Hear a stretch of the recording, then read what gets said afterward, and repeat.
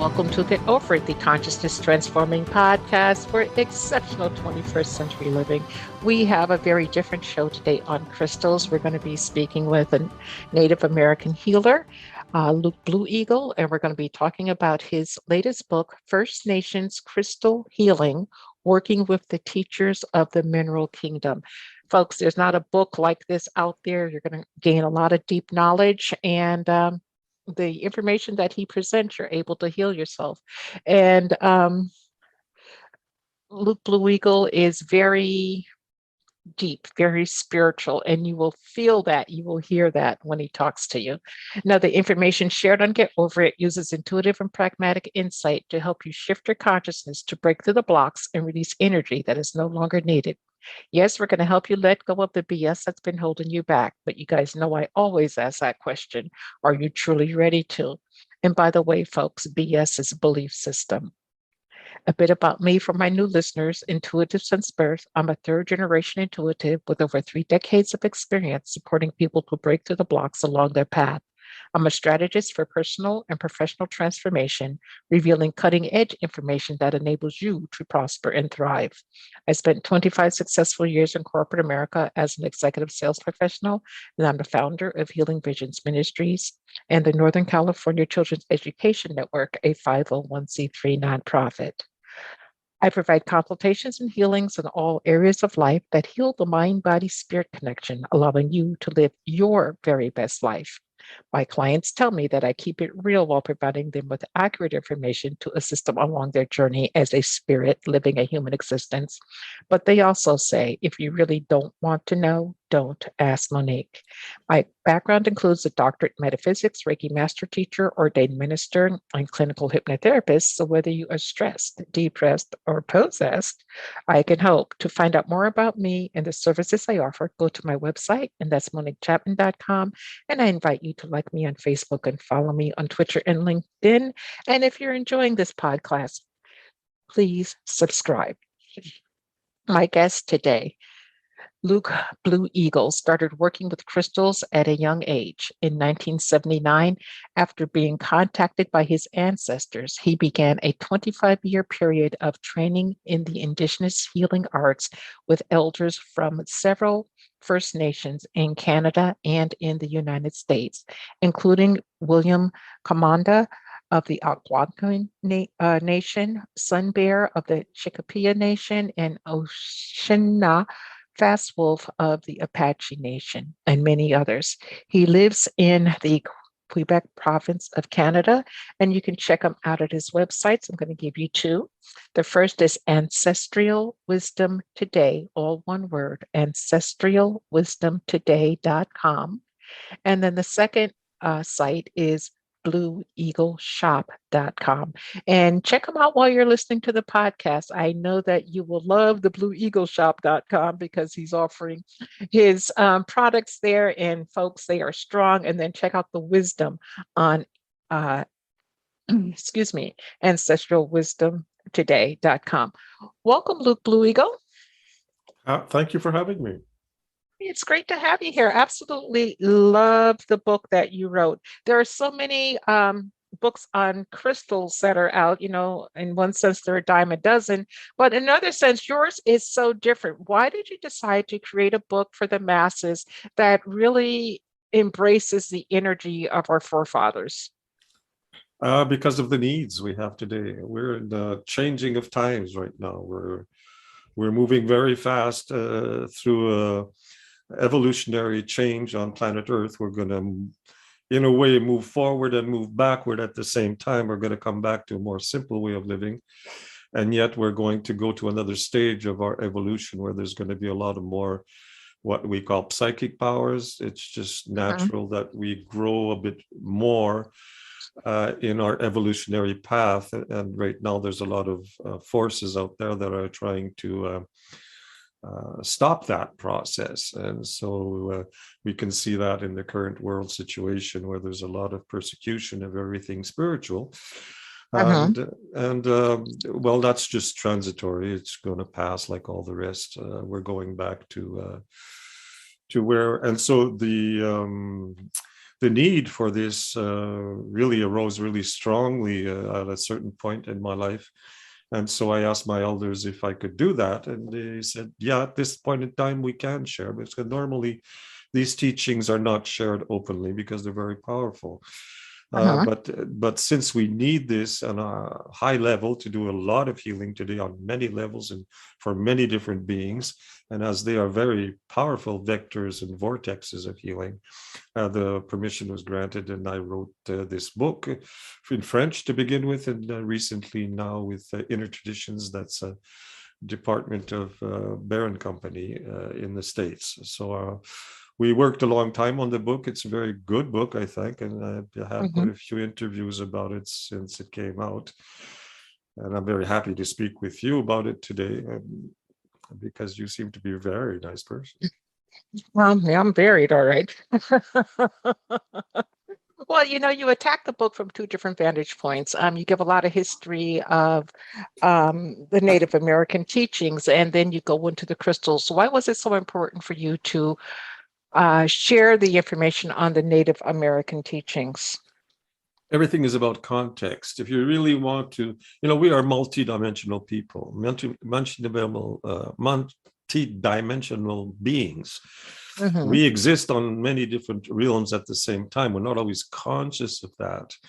But it's by putting in context that you start to really fathom the deepness and the profoundness of the teachings. We compare the teachings to a multifaceted jewel.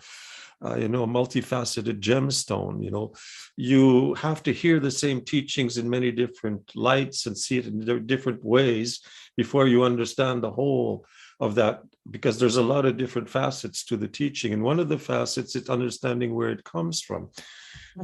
Seeing as our history, for example, is very old, much older than civilization, which is only a recent occurrence in human history. It's only 12,000 years old. And our history goes back 127,500 years, which is, 10 times that.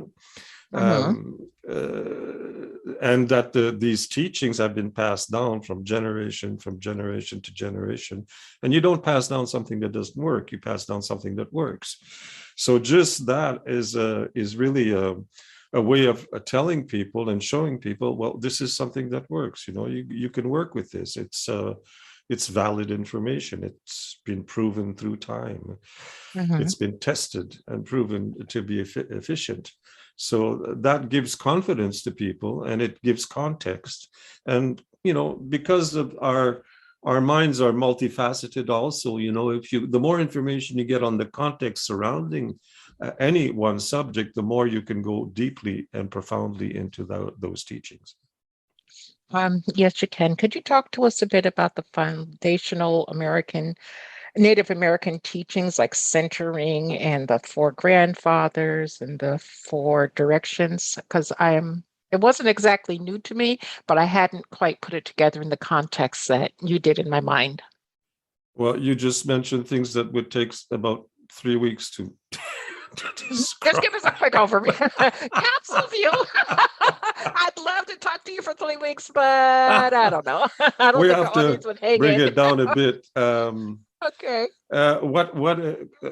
Let's speak about centering. Now, Okay. centering is it's very important to understand that, for example, if we come from a more physical or scientific viewpoint, we have two hemispheres to the brain, and they're oriented in a very specific way. Our left hemisphere is the more logical aspect. It's linear thought. It wants to describe everything and understand everything and have a lot of logic, and it's the memory bank and all that type of Cartesian thinking, and the right hemisphere of your brain, well, that's the more intuitive aspect of ourselves. That's the one that goes into art, goes into music, wants to understand through feelings and fantasy, and so. But to have a clear understanding of reality, these two hemispheres of the brain have to work together. Mhm. They have to be centered. They have to be synchronized. So one of the first things we do, and one of the first teachings we give, is how do you synchronize the two hemispheres of your brain so that you have a complete and holistic picture of the person that you want to help. That's very, very important, because if you're looking at the person through your own experience, well, that's left brain, and you won't really have a feeling for, you won't have empathy for the person. And Mhm. empathy is the most important thing in healing. But if you don't bring some logic and some understanding to your empathy, you'll be all in your emotions, and you won't get it right either. You won't have the distance you need to create with that person to see that person clearly. So Mhm. both are really necessary. And it also, when you're centered, your energy goes up. You Yeah. have more energy. You can, everything that you'll do will have more strength to it because you're centered. You have all of yourself together, you're whole. And that's where we talk about holistic. When we talk about holistic healing, it's because we also have 4 dimensions to our being. We have the physical body that everybody knows everything about, and then we have Mhm. our emotional body, which has a huge influence on our physical body. And then we have our mental body that has a huge influence on the emotional body. And then we have Mhm. our spiritual body, which has influence on everything, and that's what creates us. That's what allows us to incarnate on earth, and that's the, Mhm. if you want, the immortal or eternal aspect of who we are, the soul aspect or spirit aspect. And so when you want to really work with somebody, you're looking at all of that.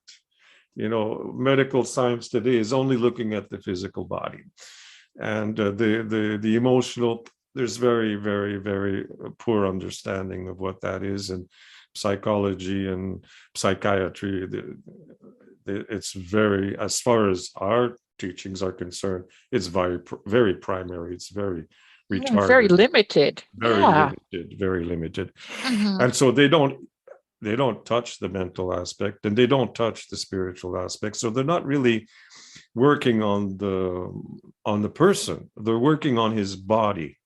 And so that's why the effects and the healing is so limited in Western medicine, because they're not really treating the body. They're not really treating the person. They're treating the disease. What Mhm. we're treating is the person's health. We're coming at a place where we want to give optimal health to the person. So the disease the person has is very secondary, because it's just a manifestation of something else. What we want to Mhm. find is what has caused that.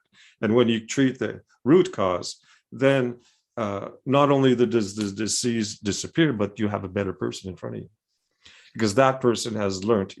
It's like a bell. It's a Mhm. bell that's sounding, and it's telling you the disease. It's like a bell sounding. You've got something to work on. Something is not correct in your life. It's actually beneficial. Any disease is beneficial because it's telling you what needs to be corrected on your life path, or what you have to work on.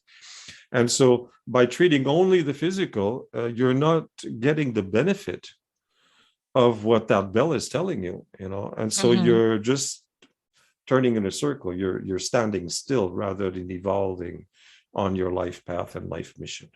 So that's Okay. that's that's the context with which we work. Of course, Mhm. Western medicine is very, very good. The way they treat multi-traumatology, big accidents, when they have to really consider Mhm. the body like a machine and cut it up and put it back together and sew it back together and take it out, and all that is perfect. We need that too. But if we're really going to work with diseases, well, then, medication is not the best answer, because it's going to create side effects. All medication has side effects, which then create the need for more medication, more side effects, and it's a never ending. And you haven't healed. Yes. You There's a haven't downward spiral. you haven't healed anything. You Mhm. haven't solved anything. So it's a sorry state of affairs right now. And this is why ancestral wisdom is so important, because it's going to bring us back to the origins of what we are as spiritual Mhm. beings. and will allow us to manifest optimal health on all levels, on the physical, emotional, mental, and spiritual. I've got a question for you because I believe in everything that you're stating. Um, what part does religion have to play in the, I'm going to say, mass mind consciousness, not knowing the spiritual aspects of themselves? Or do you feel that it has an impact It has a in huge this? impact, but not in the right sense, because all religions have dogma.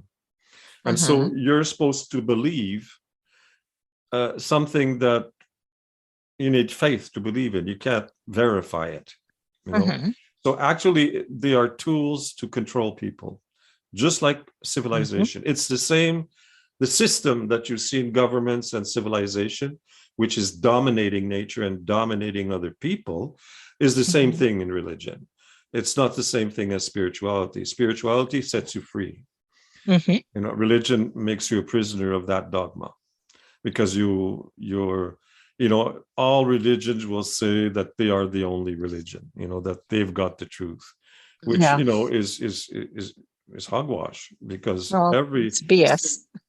every single person has some part of the truth, and that's their life mission, and they'll understand things a bit differently.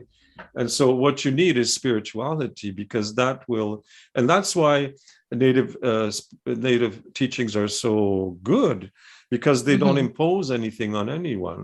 What they do is create the space in which you will have direct contact with source.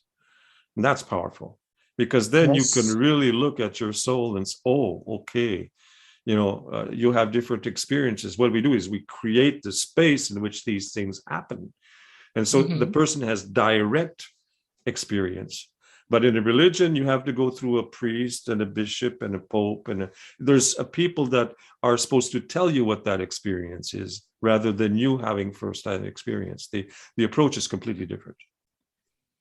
Yeah, and when you have priests that are doing inappropriate things to children, especially young boys, it makes you wonder how people can still follow that belief system, but to each his own.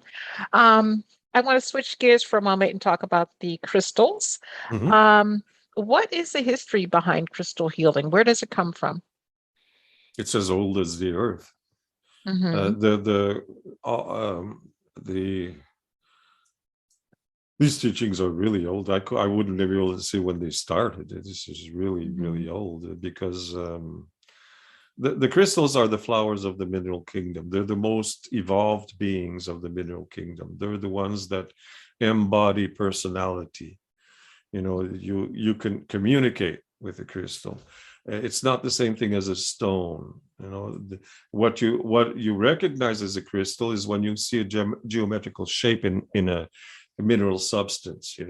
If you're looking Hmm. at a quartz crystal, for example, you'll see that it has a geometrical form. I should have brought one for this talk to be able to show you. And these angles and these faces that it has, it's manifesting what the molecular structure is made of. Hmm. Because what crystal is geometrically precise organization in space of molecules.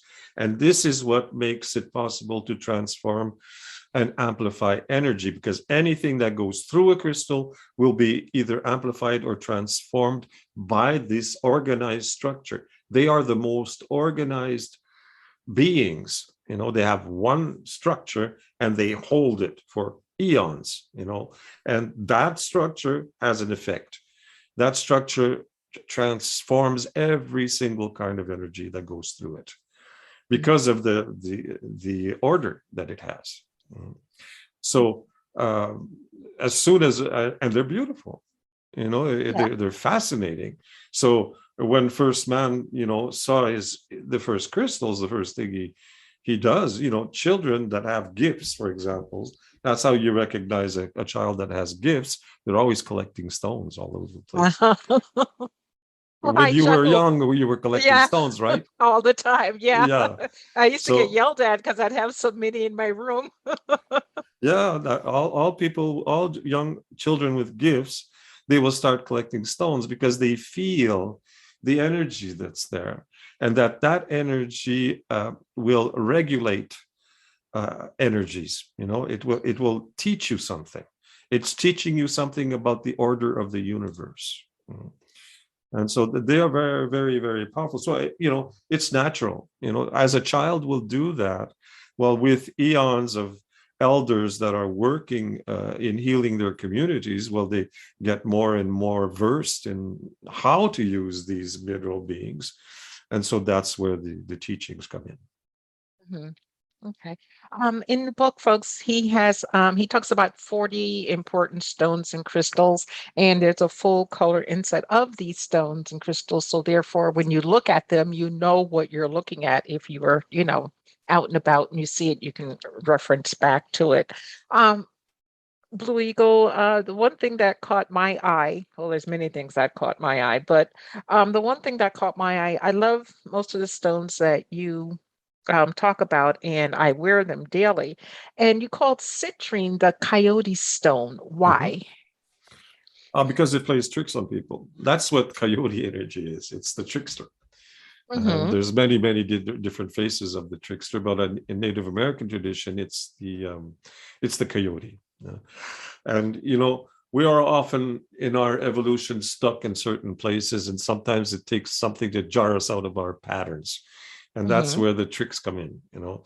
And the coyote does that. It helps to elevate, to connect to higher levels of vibration, and to decrystallize and dewind those old patterns that we've become encrusted in. Mm. We all get these habits and these old patterns that Mm-hmm. trauma or family or school have imprinted on us, and that are hindering our spiritual, mental, and emotional growth. And citrine will start, making that move around so that it can, decrystallize and then help you to connect to higher levels of energy. So that's Mm-hmm. why, and often by playing tricks on you, in the energy, of course. And that's why we call it the coyote stone. Okay, I was like so curious because it's like one of my favorites, and I was like, wow, what's going on here? Um, you work with offerings, smoke offerings, and purification. Why? Um, for to understand that, we have to talk about spiritual practice.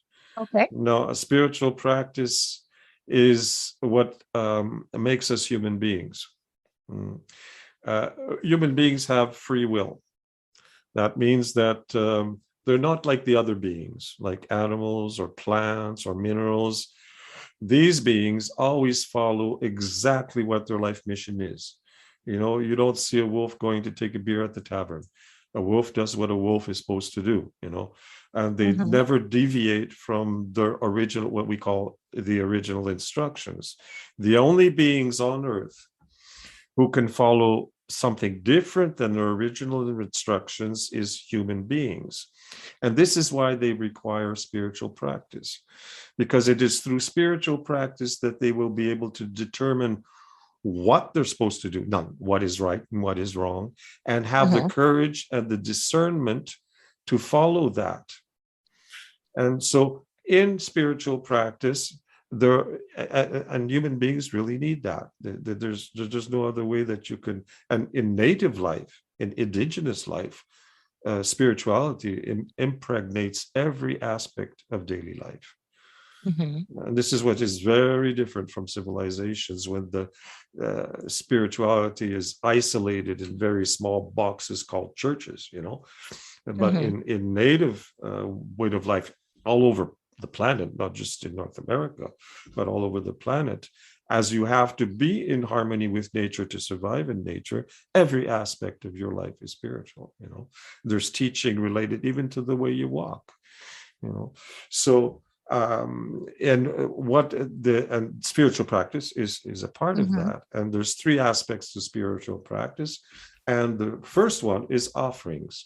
Now, offerings is a way of giving thanks. It's what we call prayer, but not prayer to ask for something. It's prayer to give thanks. to give testimony to the thankfulness you have in your heart for being a living, conscious human being, which is a very Mhm. high level of manifestation. And Mhm. when you give to the universe gives back. That's a law. If Right. you want to breathe in, you have to breathe out first. You can't always Mhm. breathe in. You have to breathe out, and then you can breathe in. That's a law of the universe. So Mhm. that's true in all aspects of things. If you want to have a daytime, you have to have nighttime. These are basic laws. And to be Mhm. able to manifest abundance, to manifest happiness, to manifest spiritual evolution, you have to give, and then you'll receive. It creates magic in your life. And there's many, many ways of giving offering. Smoke offering is one of them. Food offering is another. Offering Mhm. dance, offering prayer, offering ceremony, offering meditation. There's many ways that you can offer a sacrifice. Decide, for example, that you love eating chocolate, but you say, okay, for 1 month I'm not eating chocolate. This is my offering. There's infinite ways of giving offering. The Mhm. important thing is that the motivation behind offerings is that of giving thanks to the world around us, to Great Mhm. Spirit, to the spirits and everything. By giving, then you can receive. Okay. Could you talk to us about two things? Number one is go a little bit deeper about the smoke offering because I found that fascinating in your book. And then also the cornflower importance, the importance of the cornflower blue eagle. Okay. Okay. So smoke offerings, actually, all spiritualities all over the earth all do this. They have incense in the Mm-hmm. churches, in the spirituality, in the Hindu. Anywhere in the world where people practice spirituality, there's burning offerings, with that make fragrant smoke. And the reason for this is that the spirits of the land and the spirits of nature and all kinds of non-corporeal beings, that's what they eat. that's Mm-hmm. what that's what inspires them. It's the smell. And also what we say is that the smoke carries our prayers into the spirit realm. It disappears into the air. And so it's Mm-hmm. carrying our prayers, it's carrying our offerings. And also what it does is it's a purification. And all of the religions and spirituality do this. They purify with the smoke. And so we Mm-hmm. have and also there's important to understand that there are conventions or agreements with the spiritual world, the world of non-corporeal beings, non-physical beings. There's Mm-hmm. because there's a lot more non-corporeal, non-physical than there is physical. Physical, Physical yes. is a small part of the world. It's the world is immensely vast, and Mm-hmm. and so there are conventions that have been passed between humanity and the spirit world and the spirits of nature also, and they recognize certain things. You'll use certain incense, certain burning herbs, and they will recognize, oh, this is what is being asked, or this is what is being offered. So these conventions, they're there from time immemorial for millennia, and they work. You Mm-hmm. get definite results when you give offerings in a specific way with the specific herbs. So I hope I have answered your question. Is that You've what you definitely wanted? you've definitely answered that question. Now, in your book, you talk about energizing crystals with running water. Tell us more about that and what type of water, if any, is best. The best is a stream or a river, or Mm-hmm. by the side of the ocean, when the waves will come over and go back. It needs running water. If you don't have that, you can use tap water as long as it's Mm-hmm. coming from a well, because they don't like the chemicals in city water. But Mm-hmm. like here we have a well, so it's coming from the earth, the water, and so that can be used. But it's better in a stream. So in the winter, I'll do it here in the house. Mm-hmm. I'll put them on a piece of wood because I don't want them on anything metal or plastic, and then Mm-hmm. I'll have the water run over them for a certain amount of time. But if I go out in nature in the summer, then it's going to be 1 to 2 hours, and they love that. That's what really energizes that. Hey, And now when that's you're out, I'm sorry, let me ask this because I'll forget it real quick. If you're out in nature and you put your stones down by the stream, because you talk about in the that in the stream. Yeah. book, in the Mm. stream, do you ever lose any? I mean, do they like flow away? And if so, does that mean your Well, time with that stone is done? you have to be careful of Okay. how you place them in the stream. Mm-hmm. You can make a small enclosure with other rocks that you find there, so that if the current doesn't sweep them away, you Okay, just be so you can. careful. And one place where you really need to be very careful is the Pacific Ocean. If Mm-hmm. you're doing it there and you see a big wave coming, you really have to gather them up, because there's a great goddess in the Pacific Ocean that loves to eat crystals. And Really? so many people have lost their crystals by being a moment of inattention, and you see this Mm-hmm. big wave coming, and poof, crystal is gone. Fun. Yeah. Well, that would explain it for me because I live right at the Pacific Ocean. So that would explain that. In your book, you talk about the 8 energy centers, and they kind of align to what Westerners know as the chakras, except for the eighth. Talk to us about the energy centers and in your practice where the eighth center is located between what the heart chakra, what I'd call the heart chakra and the sacral chakra. Well, there's the heart plexus, it's in Mm-hmm. the middle of the chest. And then you have the solar plexus is below the diaphragm, just below the diaphragm, just under the Mm-hmm. diaphragm. And between the two, where the sternum ends, you have a little tailbone right there. That's Mm-hmm. the spiritual plexus. That's where you receive all energy coming from outside. That's where you'll put protections with crystals. If you need to protection with crystals, you'll put it there, because that's the point. We call it the point of vulnerability. There's certain martial arts practices in the Far East, that can teach you how to kill somebody with one hit at that specific place, because everything is Mm-hmm. centered there. Your soul is attached to that place. So it's not very often spoken about, because it's not as visible on an energy level as the other centers really that are really round rotating kinds of Mm-hmm. energy centers. This one is more discreet, if you wish, but it's more important than the others, because that's your main how can I identify that? It's like you're attached to divine at that place. I don't know Okay. I don't know how to explain it It better would than. be almost like in some belief systems, there's like a silver cord or silver thread that's attached. Yeah, it originates there, but it comes out through the solar plexus, that silver Okay. cord. Yeah. Okay. And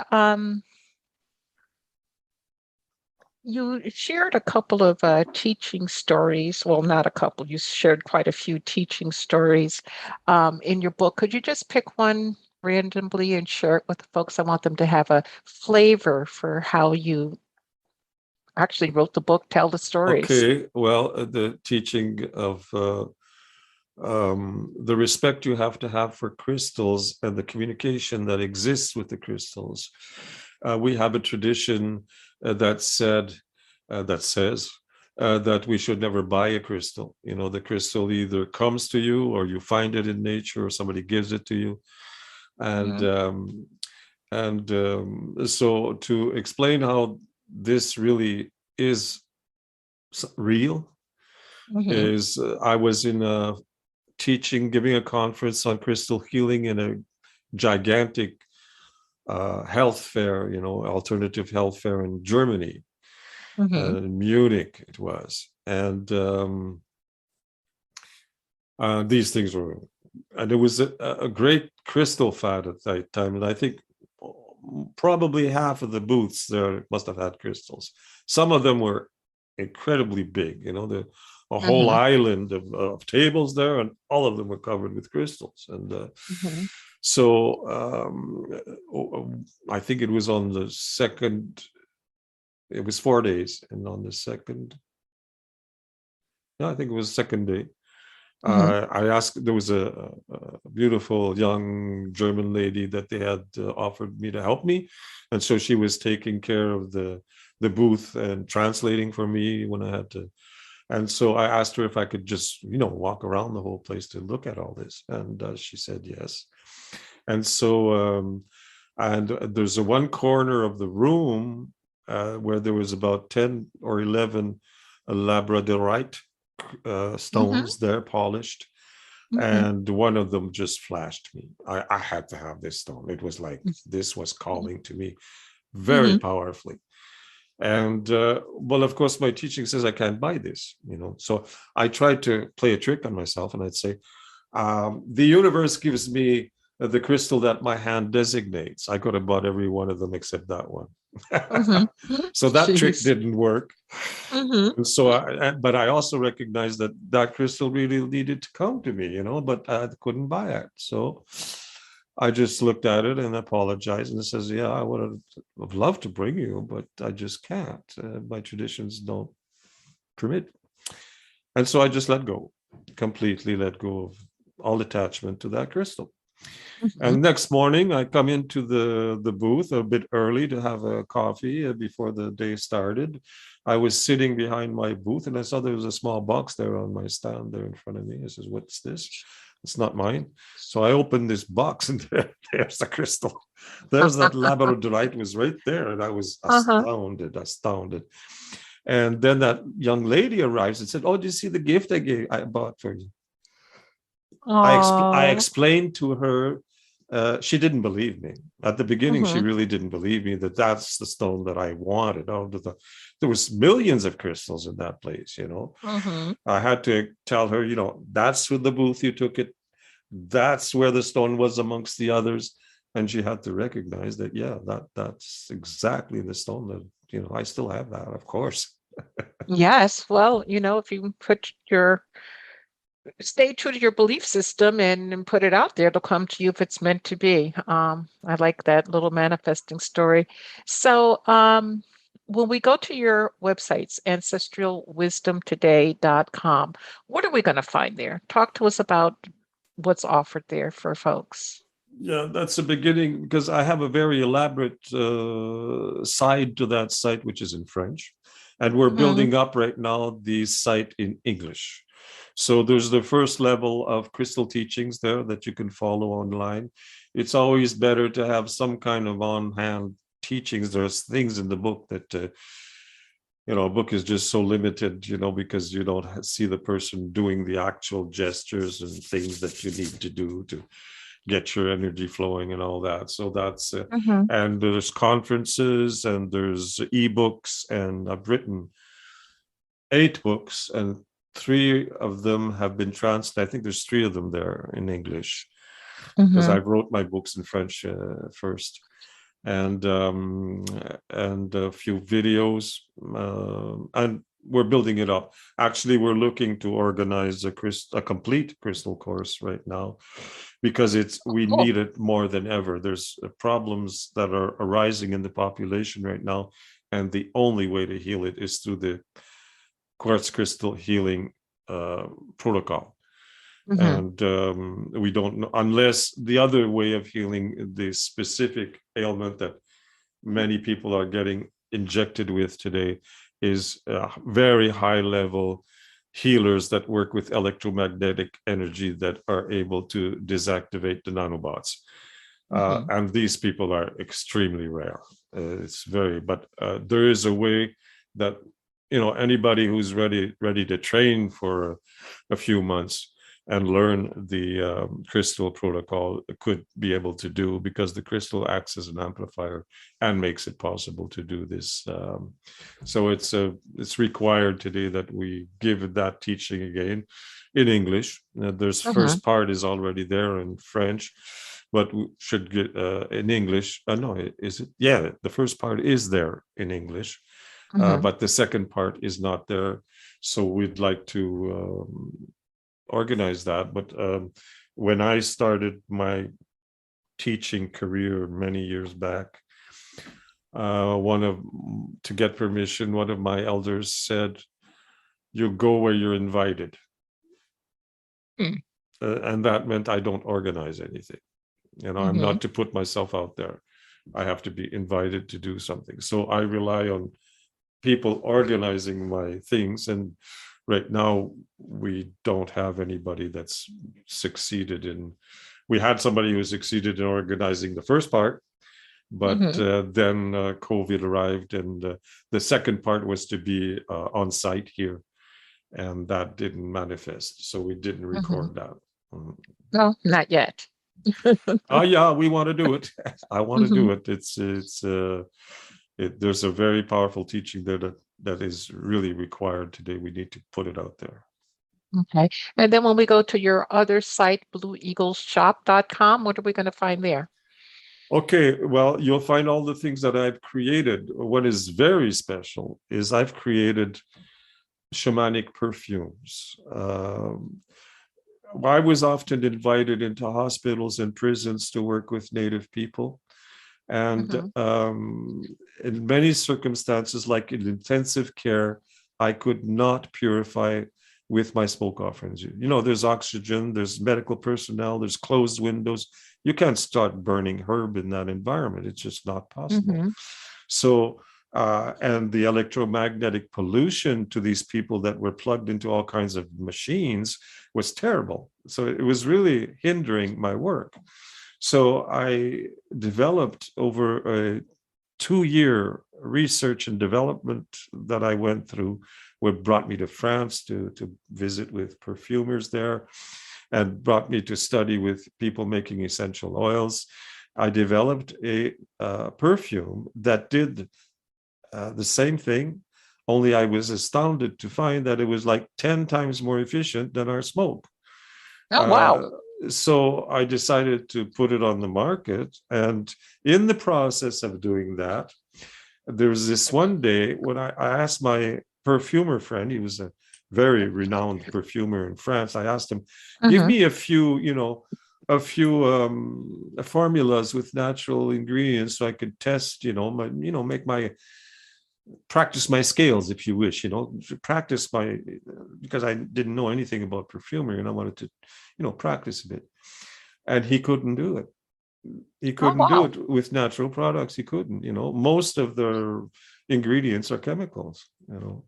So since then he's evolved and he's now doing so. But I'm the one who initiated that transformation. And so what I understood at that point is that, wow, these people are putting chemicals on their body. And this is why there's a whole bunch of hypersensitive people that can't even tolerate another person wearing perfume in the same room, getting more and more of that. And so I says, well, we're going to make others perfumes, and every one of them is encoded in ceremony. So not only are they beautifully smelling perfumes, but they have therapeutic effects, Uh-huh. and they're more powerful. They're very powerful because of the ceremony, because of the ritual that goes with it. I used 4 different shamanic techniques in making them, and Uh-huh. high French perfumery techniques, and they're all natural, of course. Okay, well, And folks, then check them there's my out. Oh, music. I've recorded 8 okay. CDs of music. Then we Mm-hmm. have the traditional smudge, the traditional incense, and probably a few other things there. But the main things is the perfumes, the music, the books, and yeah, the incense, the Yeah, native well, I smudge. I like the baby bonnets too. There are baby bonnets on there. There are baby bonnets on there. Oh yeah, it's true. The There's baby bonnet there's hat. a Yeah, little bit of handicraft, a little bit of native handicraft there too. Yeah, I don't yeah. know everything that they put on there, Oh, but no, no, it's absolutely beautiful, and you can feel the energy emanating from it. So, I work with a lot of people, in this industry, and I would say the majority don't walk their talk, but you do. And I appreciate you and I honor you for being you and bringing your information forward into the world because it's definitely needed at this time. Before I go, why don't you share a word of wisdom with the audience that you would like to leave with us today? yes, what comes to mind immediately is the importance that you understand that your soul is immortal and eternal. and that the only thing that remains when you leave this life is the spiritual work you've done during this lifetime. All the rest disappears. The bank account you can't bring with you on the other side, the car, the house, all your material possessions, they stay right here, and you go somewhere else, and you don't come back to the same place, never again. So people really need to invest in what is the most important in their lives, and that is having some form of spiritual practice. If you are a believer in some religion, in the beginning, that's good too. Not everything in religion is bad. It's this sectarian attitude that they've got the truth and that they're the only ones, and that there's the dogma aspect where they want you to believe without any proof to what they're that's limiting, as far as our human free will is concerned. But if that's what nourishes you, well, that's good too. Because when I was very young, my family was Catholic, and as soon as I had my first communion, I had my father bringing me there every morning, because the smell in the church was wonderful. I loved the energy of people praying, and it was beautiful church with these glass tinted windows. It's a beautiful place. So I liked it, and that lasted for a few years until I finally understood that they weren't speaking the truth. But so I started looking elsewhere, but it was a facade. A lot of these Christian people, it's just a facade. Their daily lives is not at all Christian. They just go to church for the rest of the week. Yeah, sometimes on Sunday they're out of church at noon and doing what they would consider unspeakable at 1. So it's just BS, and that's part belief system, part so the the other important BS. thing is that you need to follow your soul mission. And also, what's part of your soul mission? How do you know what you came here to do? Is by following what you love to do. Follow what your dream is. Because that's how your soul is telling you what your path is. It's the things that you like to do. It's very easy. You can't ask some orientation counselor to tell you what your life is going to do. In school, you have to follow your dream. You have to follow what you love to do.